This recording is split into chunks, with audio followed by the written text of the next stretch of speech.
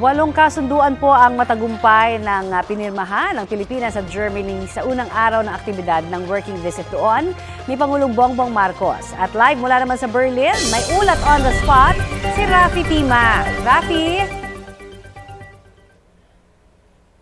Connie, pasado alas 4 na madaling araw dito sa Berlin sa Germany at ngayon yung huling araw ng Pangulo para sa kanyang working visit dito sa Berlin. Kahapon ay nakapulong ng Pangulo ang mga business leaders dito sa Germany kung saan nakakuha umano siya ng 4 na bilyong dolyar na investment.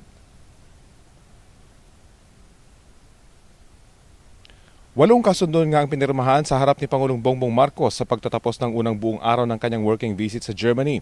Kabilang sa mga MOU ang pamumuhunan sa isang planta na gagawa ng armor-protected cars at military-grade armored personnel carriers at solar cell manufacturing facility. Ang mga kasunduan aabot daw sa $4 billion o 220 billion pesos kapag natuloy. Hindi direktang investment ang mga kasunduan pero umaasa ang pamahalaan na sa pamamagitan ng pagbisita ng Pangulo, may iengganyo ang mga mamumuhunan na hindi lang ituloy kundi lakihan pa ang kanilang investment sa bansa. Bago ang German-Philippine Business Forum, ginawaran ni German Chancellor Olaf Scholz ng arrival honors ng Pangulo pagdating nito sa The Chancellery, ang opisina ng leader ng Germany. Sa joint press conference ng dalawang leader, ibinahagi ng German Chancellor ang kanyang personal na karanasan ng pakikipag-ugnayan sa mga Pilipino.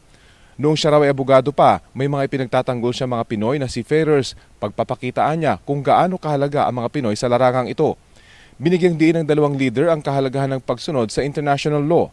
Ayon kay Pangulong Marcos, bukas naman ang Pilipinas para pag-usapan ng issue ng West Philippine Sea pero dapat ito ay nasa tamang konteksto. Paalala ng Pangulo, walang kumikilala sa 10-dash line ng China na basehan nila para angkinin ng malaking bahagi ng South China Sea. We have not rejected any proposals that China has made to us. But the premise is something that we question.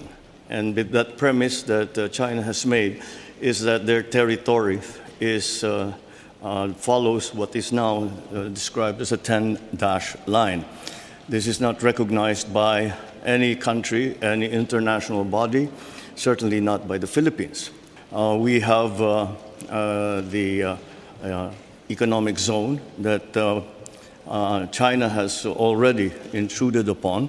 And until that premise that China has made in terms of all its discussions with the Philippines, then it's very difficult to see a way forward. Respect for international law is of the greatest importance for us, and the same is true for the laws, international law that govern international navigation. We have the UN Convention on the Law of the Seas. We've got an arbitral tribunal. I believe it to be very important that each and everyone adheres to the legislation in place. We support Philippines in ensuring that the rights are being protected. Nagpasalamat naman ang Pangulo sa Filipino community para sa patuloy nilang kontribusyon hindi lang sa ekonomiya ng bansa kundi bilang mga kinatawan ng Pilipinas. Kaya naman bilang ganti, titiyakin daw ng pamahalaan na maprotektahan ang karapatan ng mga OFW saan man sila sa mundo. Ang abilidad at galing ng ating mga OFW ay tunay na hindi mapapantayan. Kaya naman, siguraduhin po natin na maayos ang kanilang kalagayan. Tama ang pasahod, may oras sila sa paghinga at bakasyon. Tinatrato sila ng may respeto at binibigyan ng kaukulang benepisyo na ayon sa batas dito sa Germany at kung saan man ang ating mga kababayan. Kasabay ng pulong ni Pangulong Marcos sa mga OFW, nagkilos protesta naman sa labas ng venue ang ilang militanteng grupo. Bantay sarado sila ng mga pulis.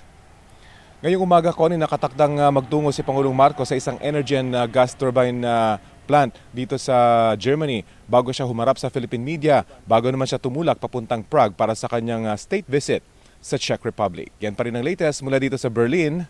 Connie? Maraming salamat at ingat ka dyan, Rafi Tima. Kapuso, alamin ang maiinit na balita. Bisitahin at mag-subscribe sa GMA Integrated News sa YouTube. Sa mga kapuso abroad, samahan nyo kami sa GMA Pinoy TV at sa www.gmanews.tv.